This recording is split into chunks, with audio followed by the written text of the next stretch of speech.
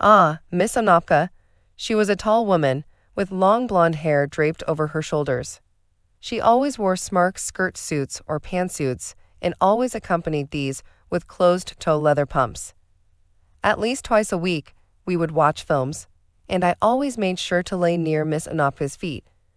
Well, on one such occasion, as the lights went down and our film started, I casually slid my hand near Miss Onopka's brown high-heeled shoes. These were thin, with probably a 2.5-inch heel. I was quite industrious and clever, and I kept my notebook in my hand as I moved closer.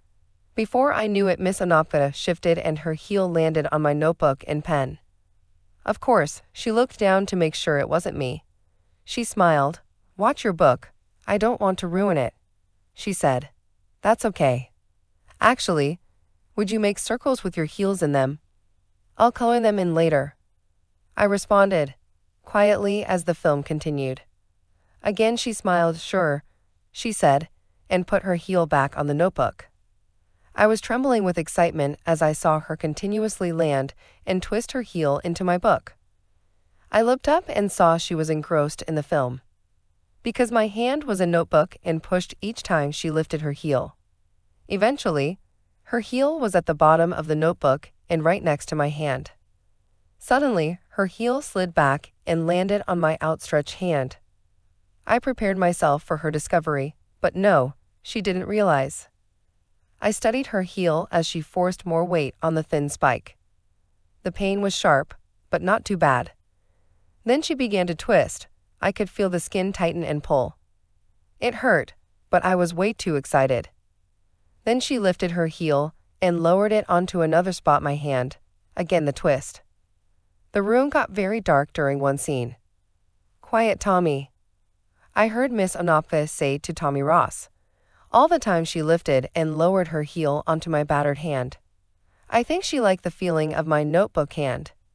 Then the unthinkable. She stood up to watch the class, as some of the boys were talking. I thought her heel would impale me.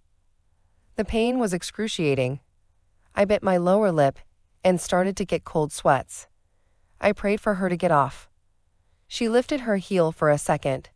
Then it came down harder and further back. Tears started to well up in my eyes. I looked up at this loving, caregiving woman. She looked ahead at the boys up front in the movie, completely oblivious to me in pain beneath her heel. It got worse. She completely started twisting again on my hand. I felt the skin tear and could see the wetness of blood in the dim light of the movie. My instant impulse was to pull my hand out, but when I tried, I couldn't budge. "Won't this end?" I asked, shaking and crying to myself. Then I saw her lift her other foot and place it on my hand. She had both her heels on my hand, and the sole of her left foot was crushing my fingers. I looked up again. How could she not notice? After about 30 seconds, she stepped off to have words with Tommy. I looked at my hand. It was bleeding, and there were 5 deep dark purple craters on the top. I had a difficult time squeezing it for the next few days, but there was no permanent damage. It was probably the most painful thing I experienced up to that point in my life, yet when the next opportunity presented itself, my hand was right there again.